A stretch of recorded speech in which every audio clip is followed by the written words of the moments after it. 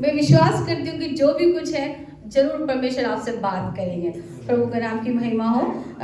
जैसे कि हम लोग जानते हैं कि हम लोग सब एक दूसरे के साथ में एक भावना के रूप में जुड़े हैं, है ना। हम हमारे अंदर एक भावना है, तभी तो हम एक दूसरे के साथ में एक रिश्तों को निभाते हैं, है ना। पेरेंट्स अपने बच्चों के साथ में एकदम भावुक होते हैं, है ना। हस्बैंड वाइफ बच्चे और अपने फ्रेंड्स के साथ में होते हैं, है ना। हम सब के अंदर एक भावना है, इसीलिए हम एक दूसरे के साथ अटैच होते हैं। हम दुखी हो जाते हैं, कई बार हम परेशान हो जाते हैं, कई बार हमें बहुत सारी खुशियाँ मिल जाती है, एकदम हम बहुत खुश होते हैं। ये सब एक भावना का एक रूप है। इसी प्रकार हमारा परमेश्वर भी भावनाओं से जुड़ा हुआ है ना। क्योंकि हम एक वचन को निकालेंगे, एक वचन को निकाल के मैं आपको बताना चाहती हूँ कि परमेश्वर हमारे साथ किस तरह से भावनात्मक रूप से जुड़ा हुआ है। निर्गमन 20 उसका 5 निकालेंगे और हम उसको पढ़ेंगे। तू उनको दंडवत ना करना और ना उनकी उपासना करना, क्योंकि मैं तेरा परमेश्वर यहोवा जलन रखने वाला ईश्वर हूँ। यस। और जो मुझसे बैर रखते हैं उनके बेटों पोतों और परपोतों को भी पितरों का दंड दिया करता हूँ। यहाँ पे हम देखते हैं परमेश्वर हमसे क्या कह रहा है।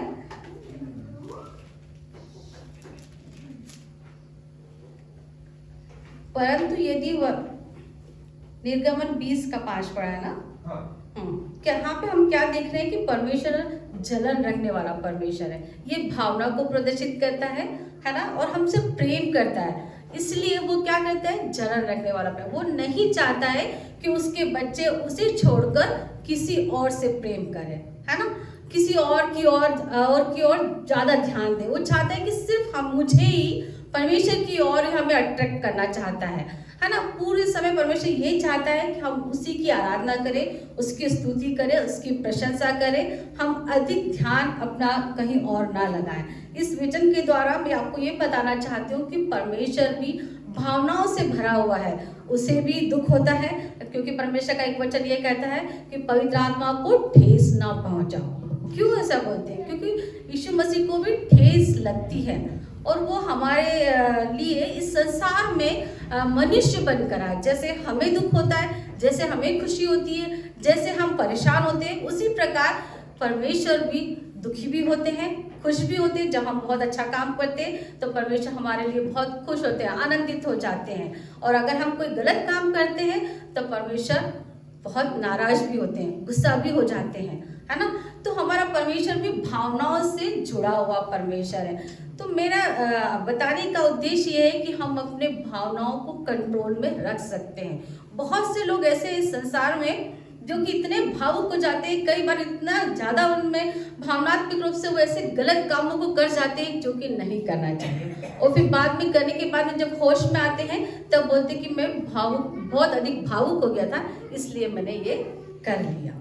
लेकिन परमेश्वर का वचन हमें कहता है कि परमेश्वर हमें बताता है कि हम उससे कंट्रोल में कर सकते हैं, भावनाओं को अपने कंट्रोल में कर सकते हैं। और कैसे कर सकते हैं? परमेश्वर के वचन के द्वारा और परमेश्वर के साथ चलने के द्वारा हम अपनी भावनाओं को कंट्रोल में कर सकते हैं। इस विषय में मैं आपको एक दो उदाहरण देके बताना चाहती हूँ। जैसे कि हन्ना, मैं वचन को बहुत सारा नहीं पढ़ा जाती हूँ क्योंकि हम लोग सब जानते हैं हन्ना के विषय में।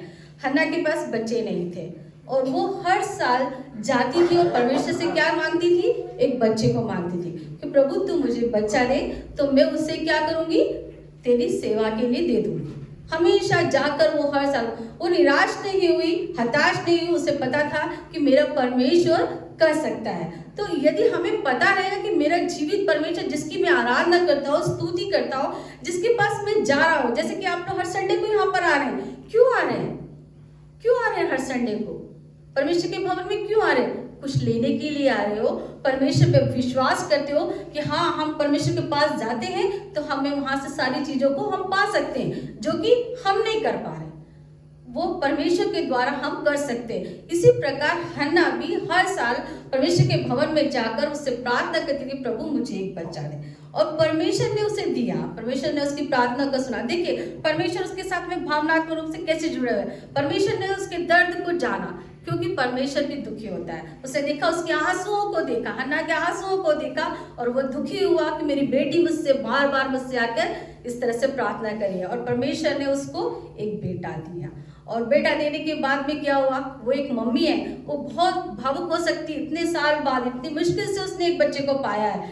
वो चाहती तो अपने पास में रह सकती कि मैं क्या, वो चाहती कि मैं इसकी देखभाल करूं, मैं इसके सब चीजों को करूं, लेकिन उसने ऐसा नहीं किया। उसने क्या करा, परमेश्वर को पहला स्थान दिया, है ना, परमेश्वर को पहला स्थान, क्योंकि परमेश्वर ने उसे दिया है, इसलिए उसने परमेश्वर को पहला स्थान दिया। और जब उसने उसे दूध चढ़ाया, उसे लेके गई और उसका परमेश्वर के भवन में दिया कि वो उसकी सेवा टहल करे, है ना, और उसका नाम शमूएल। हम लोग सब जानते हैं इस कहानी को। प्रियो, वहां पर भी जब उसने हन्ना ने जब बेटे को दिया, तो ऐसा नहीं है कि सब कुछ बहुत अच्छा था, वहां पर सब कुछ बहुत अच्छा होगा, लेकिन फिर भी उसने इमोशन को, अपनी भावनाओं को कंट्रोल में रखा और पहला स्थान परमेश्वर को दिया और अपने बच्चे को वहां पर सौंपा। क्योंकि हम जानते हैं, हमने पढ़ा है वहां पे एलिया के जो बेटे थे वो वहां पे गलत काम करते थे, है ना, और लेकिन ये शमूएल परमेश्वर के साथ में जुड़ा हुआ था। क्यों? क्योंकि उसकी मम्मी उसके लिए हमेशा प्रार्थना करती रहती थी और परमेश्वर के हाथ में था।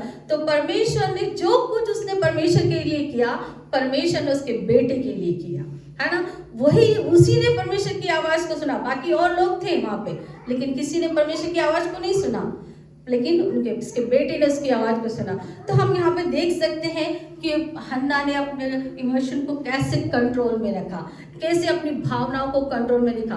प्रियो, हम भी अपने बच्चों को या हमारे परिवार में कहीं ऐसा वीक पॉइंट हमारे अंदर है, तो हम अपने इमोशन को कंट्रोल में रखें, परमेश्वर को पहला स्थान दें और अपनी चीजों को परमेश्वर के हाथों में सौंप दें। क्यों? क्योंकि परमेश्वर ही संभालता है। हम कितना भी कुछ करेंगे ना, हम संभाल नहीं सकते। पिछले 2-2.5 साल से बहुत से लोग ऐसे हैं जो बहुत दुखी हैं, बहुत से लोग ऐसे अपने लोगों को खोया है, किसी ने अपने बिजनेस को खोया है, किसी की जॉब चली गई है, और बहुत से हमने देखा सुसाइड भी किए हैं।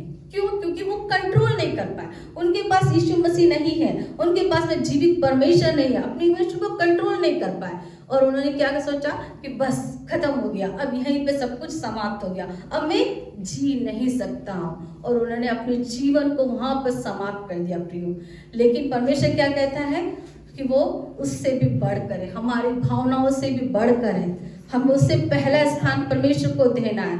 हमारा परमेश्वर सारी बातों से, जीवन से भी बढ़कर है हमारा परमेश्वर। और जिन्होंने भी ऐसा किया है वो आज इस संसार में नहीं है और दुखी है। क्या हुआ? कुछ भी नहीं हुआ, वो नर्क में चले गए। लेकिन जिन्होंने कंट्रोल किया और जिन्होंने विश्वास किया कि हाँ मेरी जॉब चली गई है, कोई बात नहीं, मेरा परमेश्वर मुझे लेके चलेगा। जिस प्रकार परमेश्वर हमें 2021 में लेके चला, और उसी प्रकार हमारा परमेश्वर 2022 में भी हमें लेके जाएगा, अपने हाथों में लेके चलेगा, हमारी हर एक आवश्यकताओं को पूरा करेगा। हमारी भावनाओं को कंट्रोल में रखें, हमारी हर एक इमोशन को कंट्रोल में रखें। ऐसा ना हो कि परमेश्वर को ठेस पहुंचे इससे। मैं एक और एग्जाम्पल आपको देना चाहती हूँ, वो है हम नीति वचन में शांत मन। हमें जब भी ऐसी कोई परेशानी होती है, जब भी कुछ भी आपको कुछ होता है, तो हमें कहना अपने आप को शांत रखना है। सबसे पहले अपने को शांत रखना है और परमेश्वर की वचन की ओर है। नीति वचन में देखेंगे हमने एक वचन को, नीति वचन 14 उसका 30। शांत मन तन का जीवन है, परंतु मन के जलने से हड्डियां भी जल जाती है। यस, शांत मन का जीवन है। तो शांत मन, हम लोग जब उदास होते हैं तो हमारी हालत खराब होती है, हमारे चेहरे पे दिखाई देने लगता है। और जब हम शांत रहते हैं, हमारे अंदर, हमारे चेहरे पे एक पीस दिखाई देता है, एक शांति दिखाई देती है कि हाँ कुछ भी हो रहा है आसपास, लेकिन हमारा जीवित परमेश्वर अगर हमारे अंदर है, हमारे, तो हमको शांति होगी। चाहे कितनी उलझने रहेगी तो भी हम क्या करेंगे, एक शांत मन से परमेश्वर के पास में आएंगे।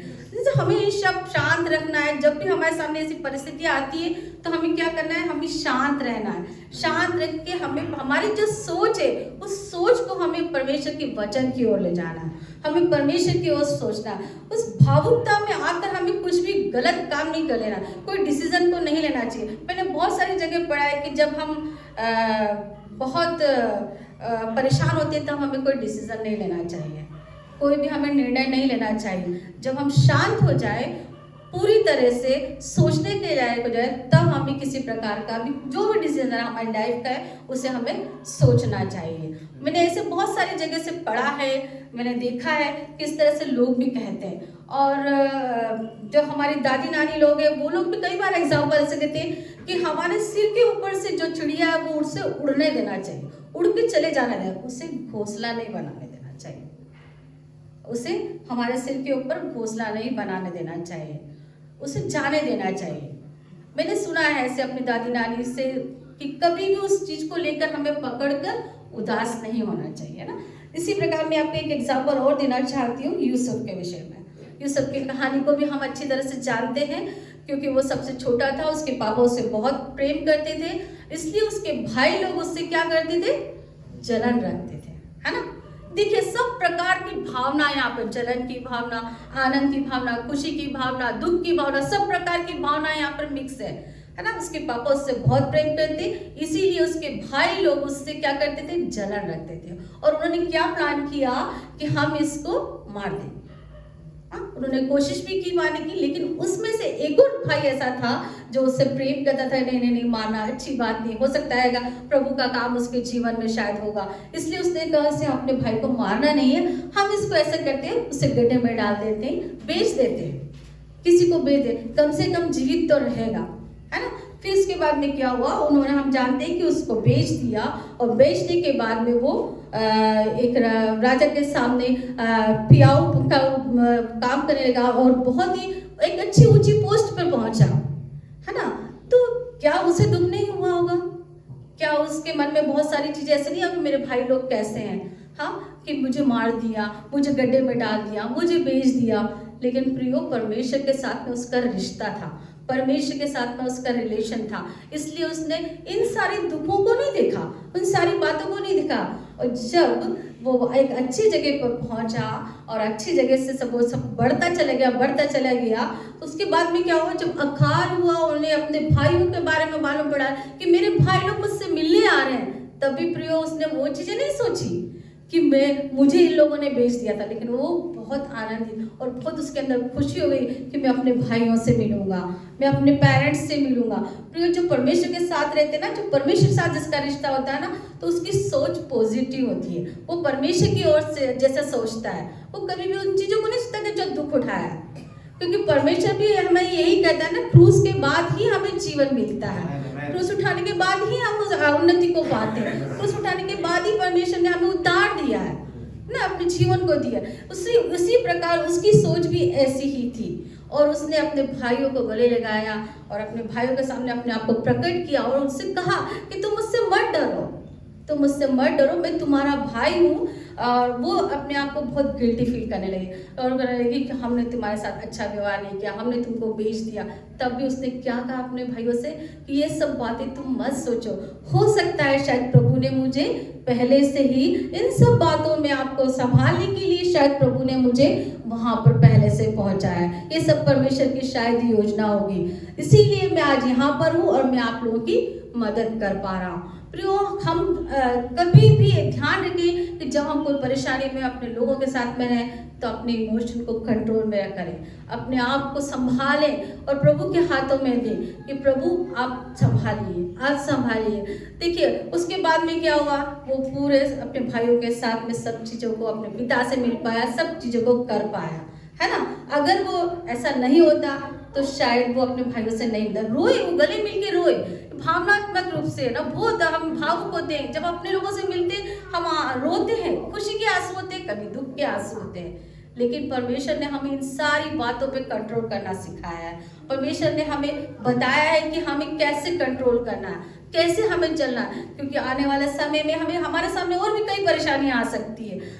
परमेश्वर के दास हमेशा हमें कई वचनों के द्वारा हमें कई समय से सिखा रहे हैं, है ना। हमेशा पिछले समय में परमेश्वर के दास ने हमको सिखाया कि मत डर, मैं तेरे साथ हूँ, है ना। कई बार हम लोग डरते भी हैं, लेकिन उसी समय में हमें परमेश्वर के वचन को स्मरण करना। प्रियो, कई बार हम लोग यहाँ पर जब आते थे और हम लोग बिल्कुल अकेले होते थे, तो कई बार मुझे बहुत दुख लगता था कि परमेश्वर कोई भी नहीं आया, कोई भी नहीं आया, हम लोग अकेले।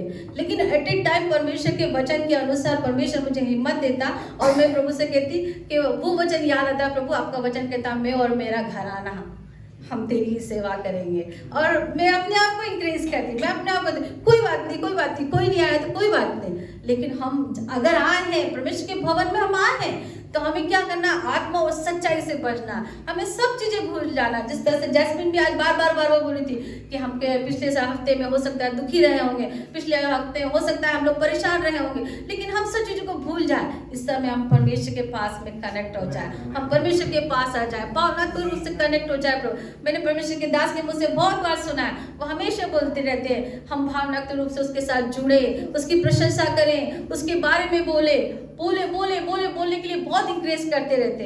लेकिन प्रियो यूसुफ के पास में कोई भी नहीं था, कोई भी नहीं था, ना तो उसके पास वचन था, बाइबल थी, और ना कोई पास्टर था, कोई भी नहीं था, सिर्फ और सिर्फ थे तो परमेश्वर यीशु मसीह था। उसने अपने आप को इंक्रेज किया होगा, उसको अपने आप खड़ा हुआ।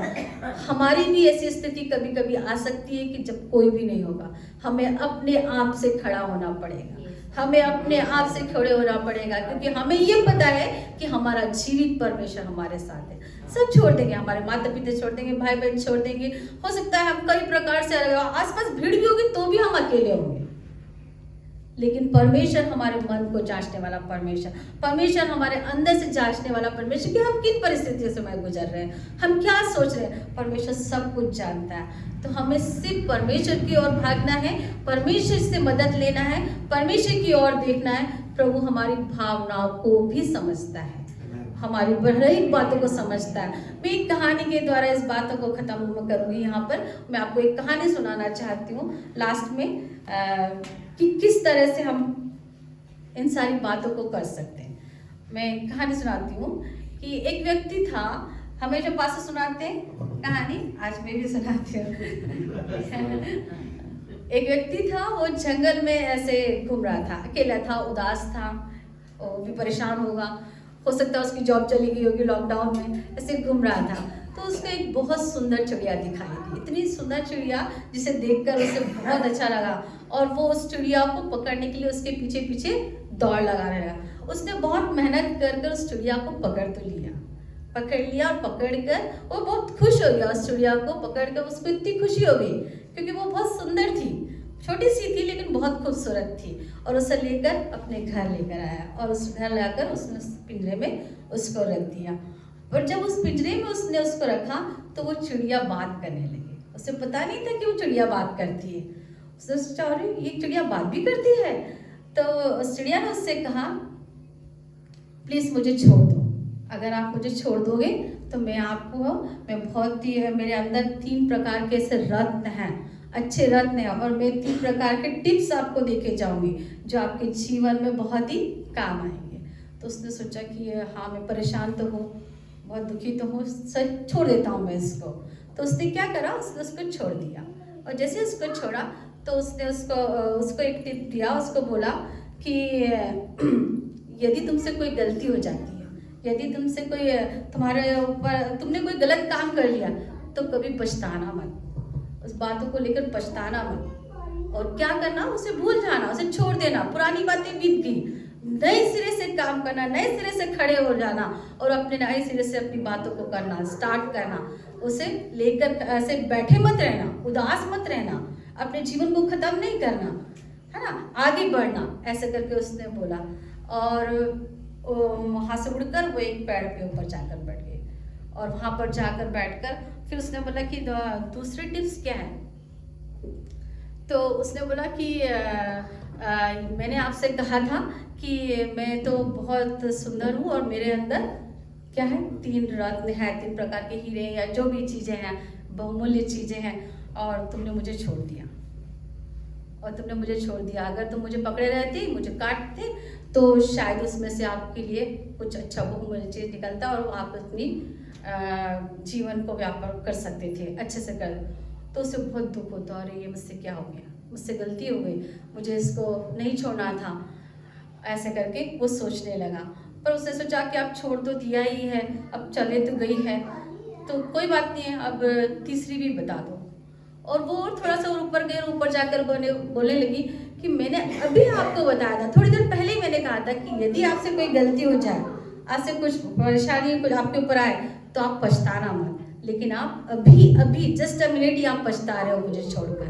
मैंने आपसे कहा था कि आप पछताना मत, लेकिन आपने मुझे छोड़ा और आप पछता रहे हो, आप पछता रहे हो। और कोई भी ऐसी बहुमूल्य चीज ऐसी रहती है, उसको देखकर आप परेशान हो रहे हो कि मैं उसे ले लेता तो शायद मैं सारी चीज़ों को कर पाता, है ना। ये दोनों चीज़ों को आप नहीं कर पाए और फिर भी आप मुझसे बोल रहे कि तीसरी टिप्स दे दो, तीसरी टिप्स। उसी प्रकार परमेश्वर के दास हमें कई चीज़ों को सिखाते जा रहे, करने को बोलते हैं, लेकिन हम क्या करते हैं, भूल जाते हैं, हम लोग भूल जाते हैं। और हर संडे परमेश्वर के दादा, आज परमेश्वर हमसे बात करने वाला है, आज परमेश्वर हमसे बात करने वाला है, आज परमेश्वर हमें, हम हर चीज़ों को लेना चाहते, अपने जीवनों में भावुक रूप से लेते जाते, लेकिन उसे इस्तेमाल नहीं करते, उसे हम यूज़ नहीं करते, किसी भी प्रकार से हम यूज़ नहीं करते। तो हमारा जो कुछ भी सीखा हुआ है, जो कुछ भी वचन हम यहाँ से लेके जाते हैं, यदि हम उसे नहीं लेते हैं तो सब कुछ हमारे लिए व्यर्थ है। उसी प्रकार उसको लास्ट में यही था कि मैंने आपको इतने 2 टिप्स दिए, आपने उसे नहीं लिया, आप उसे भूल गए और आपने कुछ भी नहीं किया। अगर आप उसे यूज़ नहीं करते हैं, अगर हम परमेश्वर के वचन को सिर्फ सुनते जाते हैं और सिर्फ बाहर जाकर हम अपने कान से बाहर निकाल देते हैं, तो प्रियो, हम आत्मिक उन्नति नहीं कर सकते, हम परमेश्वर के साथ में भावनात्मक रूप से नहीं जुड़ सकते। अगर हमें जुड़ना है तो हमें परमेश्वर के वचन को स्मरण रखना है और हमें और अधिक उसके साथ में, उसके प्रेम में बढ़ते चले जाना है, तभी हम परमेश्वर के प्रेम को पहचान पाएंगे, तभी हम परमेश्वर के उस जो महान कार्य हमारे लिए रखे हुए हैं, चाहे कैसी भी परिस्थिति हो, लेकिन परमेश्वर ने हमारे लिए एक योजनाओं को बना के रखा है। परमेश्वर ने हमारे लिए हर चीज को, जब हम माता की कोख में ही थे प्रियो, तभी से परमेश्वर ने हमें चुना, हमारे लिए योजनाओं को बनाया। उस योजना तक पहुंचने के लिए हमें परमेश्वर के प्रेम और उसके वचन को जानना बहुत ही आवश्यक है। जिस तरह से कि हमने इस स्टोरी में भी सुना, अगर हम नहीं जानेंगे हम वहीं रह जाएंगे, हम कुछ नहीं कर पाएंगे। हमें परमेश्वर के वचन को थामे रहना, उसके प्रेम में बने रहना। मैं विश्वास करती हूँ कि परमेश्वर ने आपसे जरूर बात किया।